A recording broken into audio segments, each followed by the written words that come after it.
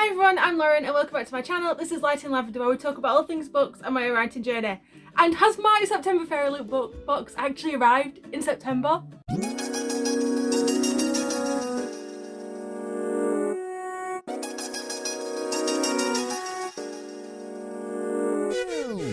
So unlike the past few months, this box has actually turned up in the month it's supposed to, and I got my shipping notification and it turned up 2 days later rather than a week like I have been doing. So I'm so excited to see what's in here. All I can remember is that there are 2 books in this box, but I can't remember anything else. So let's see what's in it. So we have the spoiler card for September. This month is all about Uprisings, which I think I vaguely knew but couldn't remember entirely.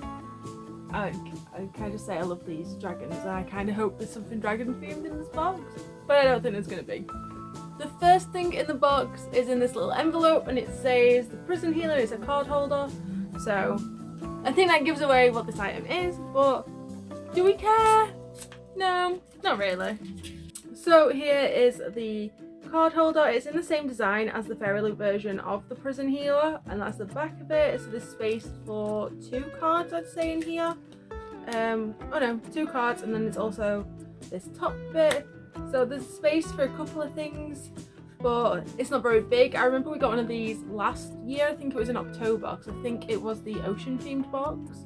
But I do think these are cute. I don't know if I'd use this one. The other one I've got put in like a separate purse that I can use on nights out so I don't lose my cards because I am really bad at putting my cards in the wrong place and then not knowing where I've actually put them. The next thing in the box is in this brown envelope and it says an ember in the ashes, which again, I'm really glad that they're putting the names on things. So I'm not sat here going, what's this item about? It says this is an enamel pin. That is a lot of vowels in one go. Oh, that's cool. So I've never read An Ember in the Ashes, but this is the design of the pin. I'm guessing the words on here mean something, so it looks like it says Emiful may death fident. Oh, Emiful verdant, and then may death claim you first. So I'm guessing that one side is English and the other side is whichever language this is based on. I've never read this book. And I mean, I can put it on my new pin holder, but I don't know if it's worth letting someone who would appreciate this more have it, because that is actually really beautiful. This is not doing it any justice, but there's like a sort of navy blue sky effect in the background, and then the teals and oranges. It is a really beautiful pin. The third thing in the box is this. On the tag, it says it's a tapestry, and it says DOSAB tapestry, which is definitely an acronym. I think it's Daughter of Smoke and Bone. Again, never read it.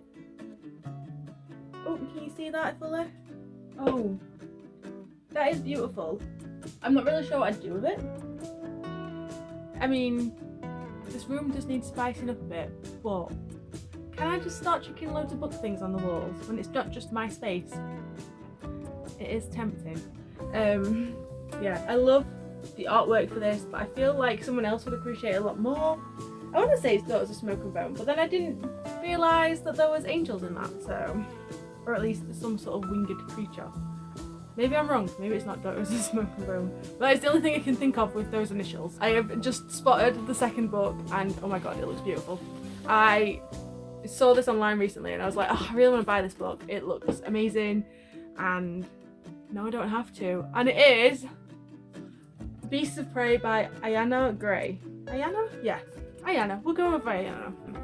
I think it's just a FairyLoot inspired cover. Well, a FairyLoot designed cover, which I'm really loving the foiledness of it, and the pinks and the purple and the blue snake.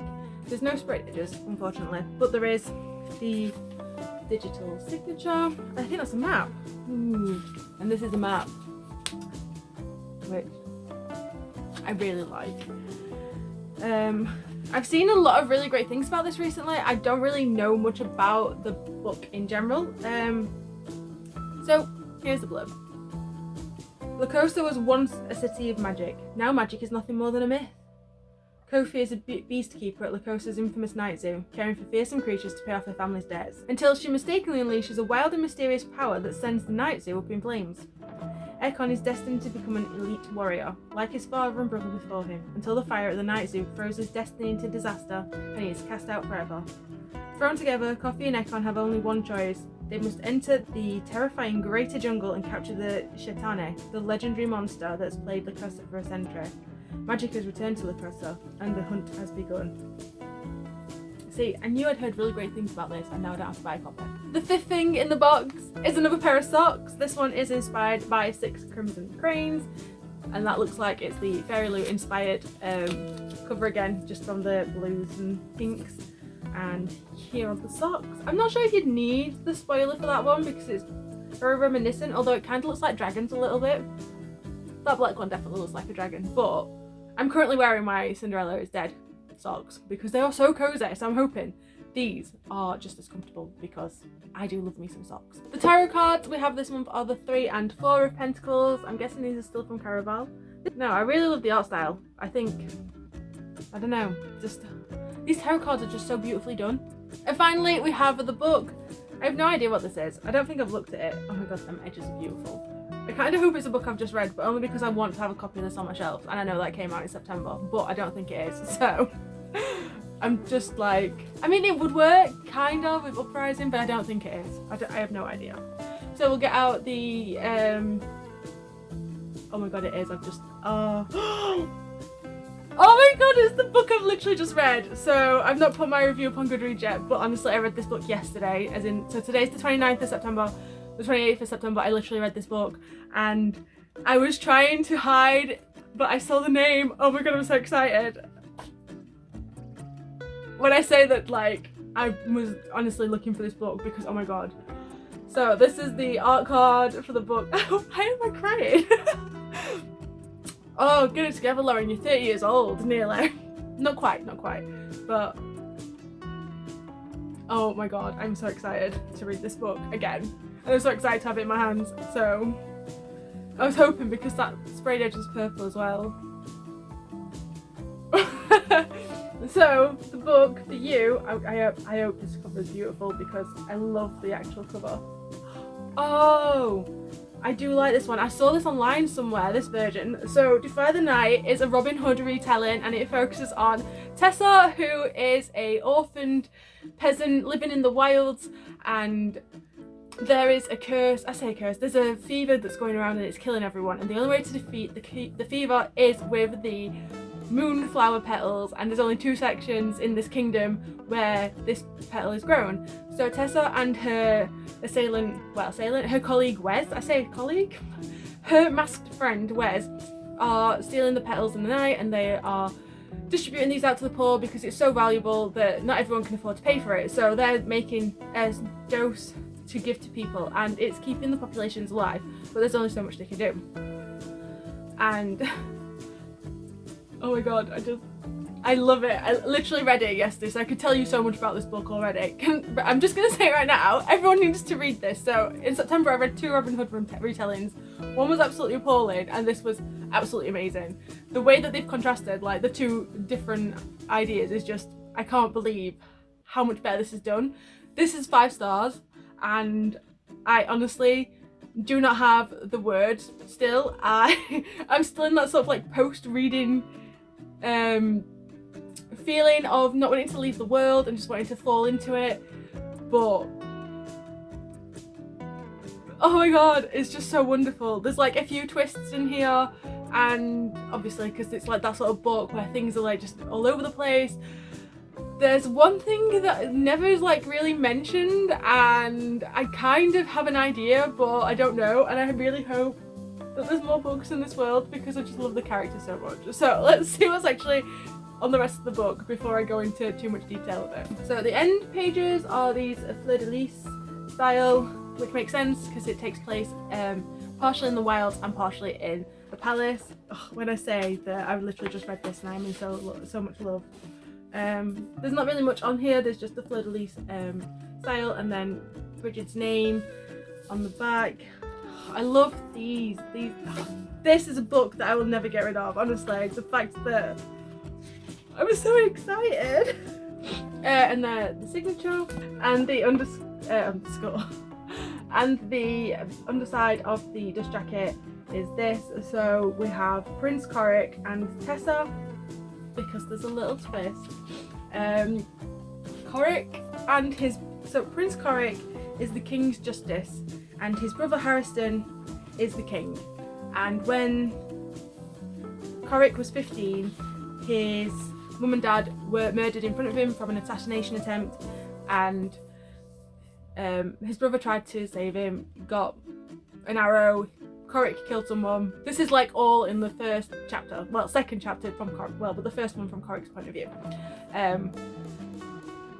But as part of the role as the King's Justice, he has to kill the smugglers, and then Tessa and Coric end up working together. And honestly, I love this book. This is honestly, I think, my favourite book of 2021 so far. I don't think I could have ever got a FairyLoot box where I actually knew what was happening, and I read the book and I'm so excited. See, I got the Violent Delights last year and I'd already started that because I've got a art copy, and I had an art copy of this, and I said at the start of this month that I needed to read this book, and oh my god, I'm just so excited.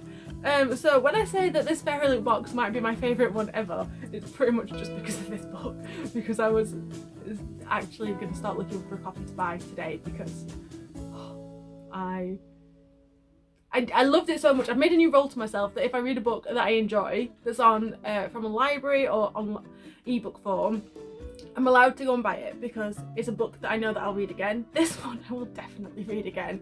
It was such a wonderfully done version of Robin Hood. So it takes the sort of stealing from the rich to give to the poor element with the idea of the moonflower elixirs to ebb the fever.